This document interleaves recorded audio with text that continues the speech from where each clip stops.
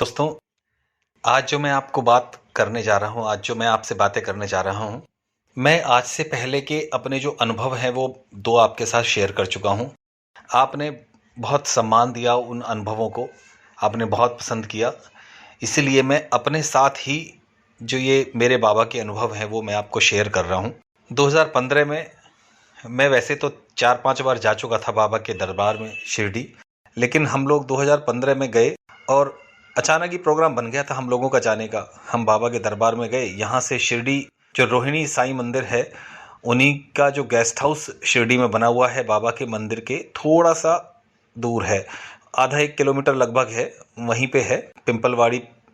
उसी में बाबा का गेस्ट हाउस बना हुआ है, उसी में हम लोगों के रुकने की व्यवस्था हो गई थी। हम यहाँ से चले गए, वहाँ जाकर नहा धोकर और दर्शन करने के लिए हम बाबा के लाइन में लग गए जाकर।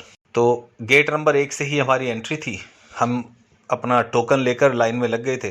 धीरे धीरे आधा पौना घंटे में हमारी लाइन वहाँ बाबा के प्रांगण तक पहुँच गई।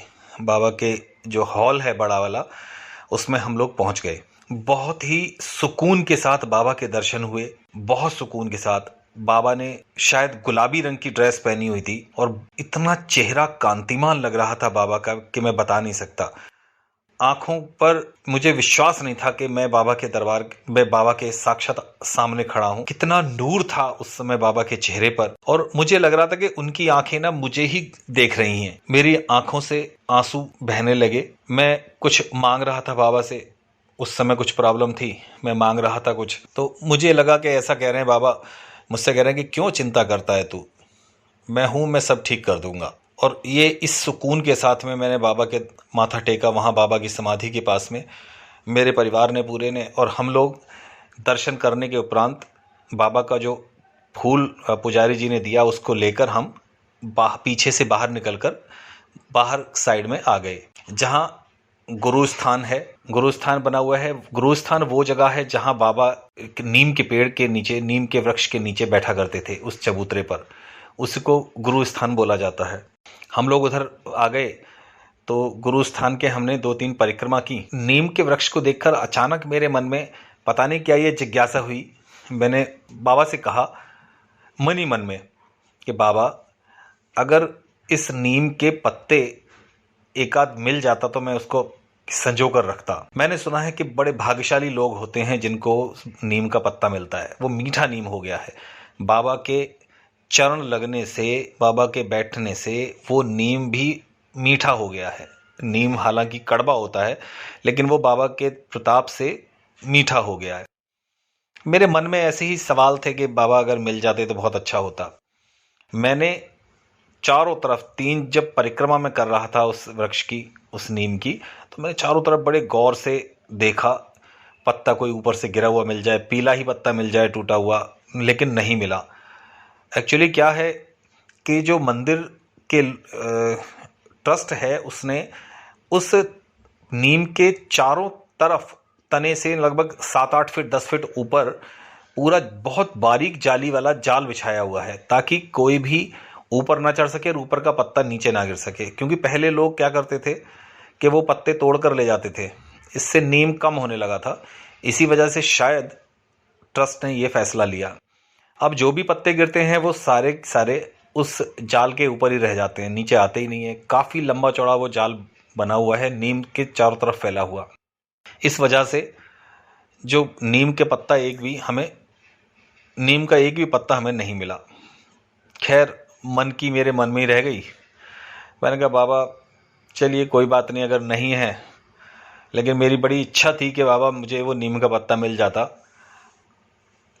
मैंने कम से कम मैं उसको संजो कर रखता एक याद में। उस गुरु स्थान के पास ही है ऊदी वितरण, वहीं से बाबा की ऊदी मिलती है। हम अपने टोकन लेकर वहाँ से बाबा के दर्शन में सभी लोगों को ऊदी बारी बारी से मिल जाती है। हम उस लाइन में लग गए, 2-3 मिनट में ही हमारी बारी आ गई। हम लोगों ने वहाँ से ऊदी ली। 2-2 पैकेट वो देते हैं, लेकर हमने अपने साथ बाहर आ गए। अब क्या हुआ, अचानक मेरी वाइफ की नज़र पड़ी और वो मुझसे बोली कि तुम्हारे कंधे पर क्या है।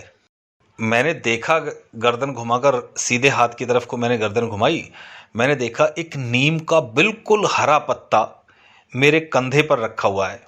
मुझे तो बड़ा ताज्जुब हुआ। मैंने अपने हाथ से वो उल्टे हाथ से वो पत्ता उठाया और देखा, मुझे साक्षात मुझे विश्वास नहीं हुआ अपनी आंखों पर। पहले तो मेरी वाइफ बोली कि देखो, बाबा ने तुम्हारी इच्छा पूरी कर दी है।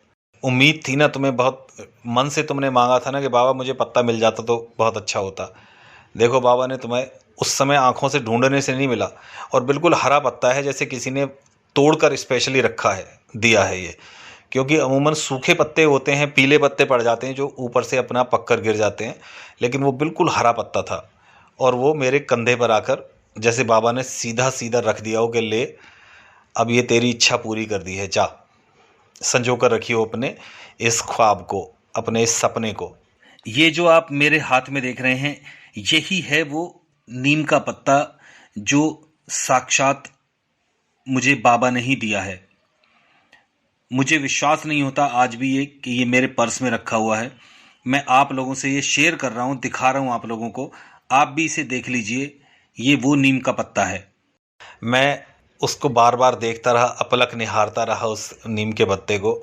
मुझे बहुत अच्छा लगा, बहुत सुकून मिला, और मैं बता नहीं सकता कितनी खुशी हुई मुझे। मैंने बाबा को लाख लाख धन्यवाद किया कि थैंक यू बाबा, मेरी ये इच्छा पूरी करने के लिए बहुत बहुत धन्यवाद बाबा। और मैं तो यही उम्मीद करता हूँ कि बाबा जो भी आपके दरवाज़े पर आए, उसकी खुशियों से ऐसी ही झोली भर देना बाबा, उसकी ऐसे ही इच्छा पूरी कर देना, सब लोगों की बिगड़ी बनाना। हे साईनाथ, आपकी शरण में जो भी आए उसको खाली हाथ कभी मत लौटाना बाबा। और मुझे उम्मीद है, विश्वास है मुझे कि बाबा किसी को भी खाली हाथ नहीं लौटाते अपने दर से। जय साईं राम।